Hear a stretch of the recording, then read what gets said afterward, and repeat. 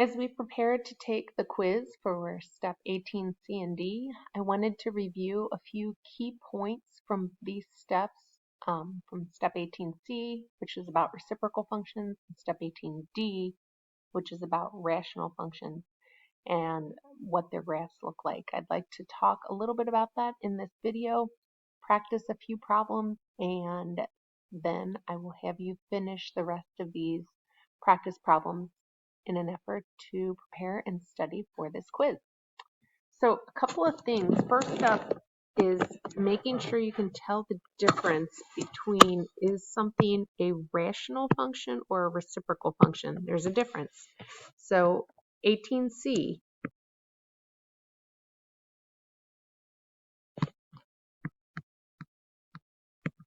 is about reciprocal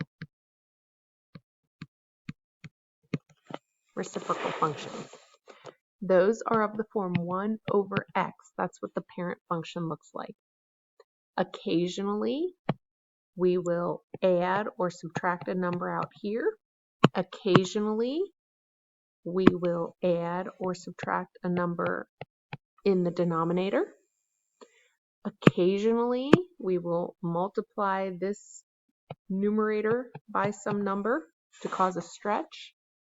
And sometimes we will even put a negative sign out front to cause it to reflect over the x-axis. But if there aren't any other x's present, if there's just the one x in the denominator, it's going to be a reciprocal function versus if it's from 18D. 18D are our rational functions. That's where we have an expression on the top and an expression on the bottom. I'm just making one up. You can see here that there are many x's in a rational function, more than just one, like in a reciprocal. So looking at this first page here, the first four, there's 1x, 1x, 1x, 1x, all in the denominators. These are all going to be reciprocal functions. So we just need to think about our reciprocal function rules. Let's take a look at number 4. First, we're going to look at this number that's added after the fraction. That's going to determine if we've been shifted up or down. And it's a 2, so we've shifted 2 units up. 2 units up. Notice there's no number in the denominator next to the x, but there is a number in our numerator. It's not just a 1, it's a 3. That means that we do have a vertical stretch, yes, by a factor of 3. All right, so now we can take a look at our asymptotes. So the horizontal asymptote, quite simply, is just going to be that number that we've added to the fraction. So in this case, it's y equals 2.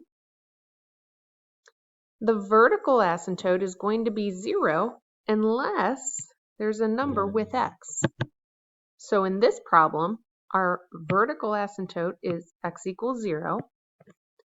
But notice on number 3, it would be -4, because -4 plus 4 would equal 0. But on number 4, we only have an x in the denominator, so it's just 0. All right, taking a look at the domain and the range are going to be all real numbers, but notice that I'm spreading them out because it's going to break at the asymptote. So for the domain, it's going to break at 0.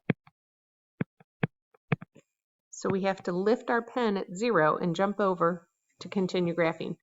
For the range, it's going to break at 2. Again, these numbers should all match.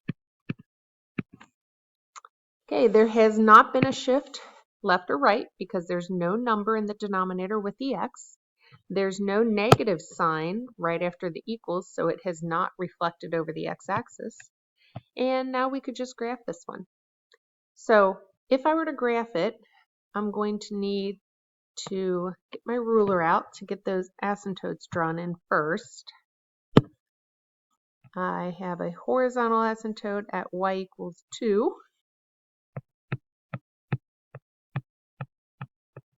I have a vertical asymptote when x equals 0.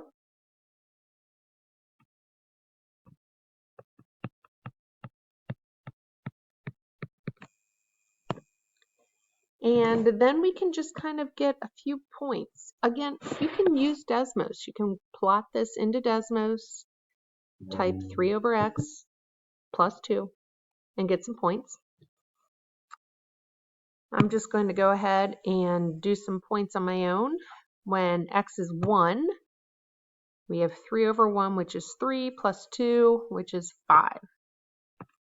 When x is 2, I'm going to get a decimal. 3 over 2 plus 2, that's 1.5 plus 2 is 3.5. So when x is 2, I go up to 3.5. When x is 3, 3 over 3 makes 1, plus 2 makes 3.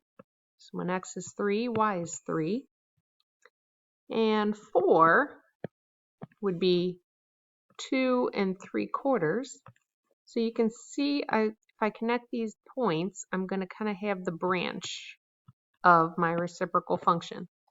I would also have some points if I go negative. When x is negative 1, 3 over negative 1 is negative 3, plus 2 is negative 1.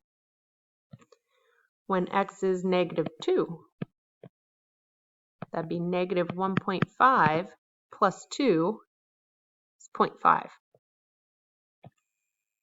When x is negative 3, this would become negative 1 plus 2, which is 1.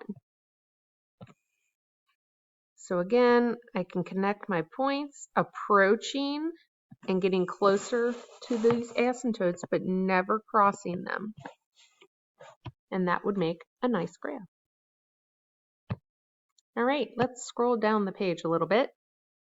On 5, 6, 7, and 8, you can see that we have multiple x's happening. X in the numerator, x in the denominator, x in the numerator, 2 in the denominator, x is all over the place.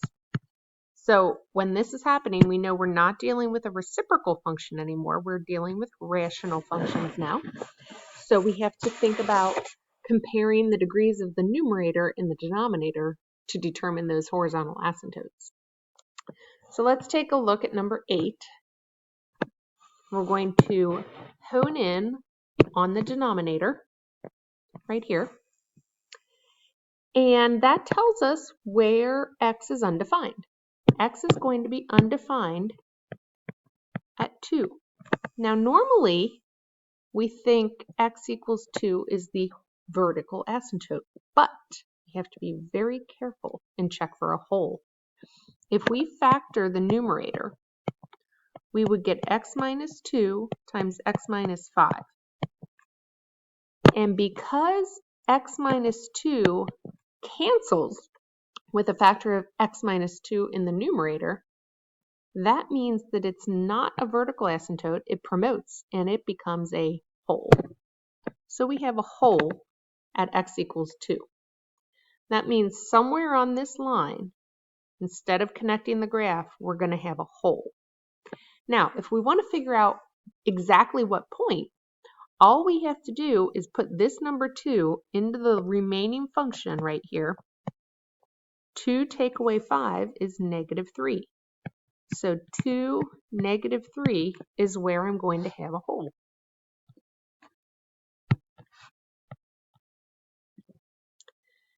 Okay, so we don't have a vertical asymptote, as it turns out. That's not the case. We just don't.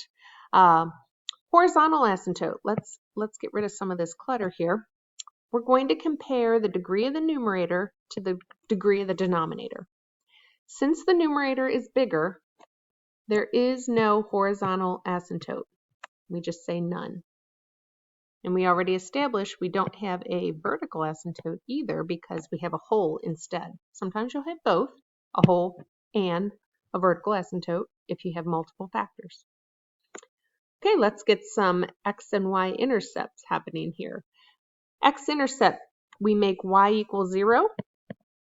So 0 equals x squared, take away 7x, add 10 over x minus 2. When I multiply both sides by x minus 2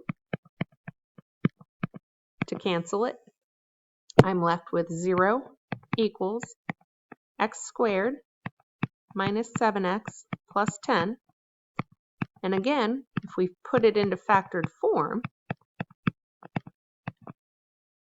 we know that we have two intercepts at x equals 2 and at x equals 5. But remember, at x equals 2, we have a hole already happening. So at x equals 5, we have our x-intercept. To find the y-intercept, we need to make x equal 0 and solve for y. So y equals 0 squared, take away 7 times 0, add 10, divided by 0, take away 2. 0 squared is 0, 7 times 0 is 0, add 10, 0 take away 2 is negative 2, and we get negative 5. So 0, negative 5. And at this point, again, you could check this on Desmos to make sure you feel confident about this graph. But once you have some points, you can go ahead and connect. And that's what this graph is going to look like. We can see where our domain is because our domain is going to be everywhere there's graphs. So there's graph all over here until we get to 2. And then we lift our pen and then there's graph forever. So our domain is going to be from negative infinity until 2, and we lift our pen, and then again from 2 to infinity. Our range, to find the range, we're looking vertically from top to bottom. There's graph everywhere except right there at the hole. So to state where we have range, it's from negative infinity to negative 3, and then again from negative 3 to infinity.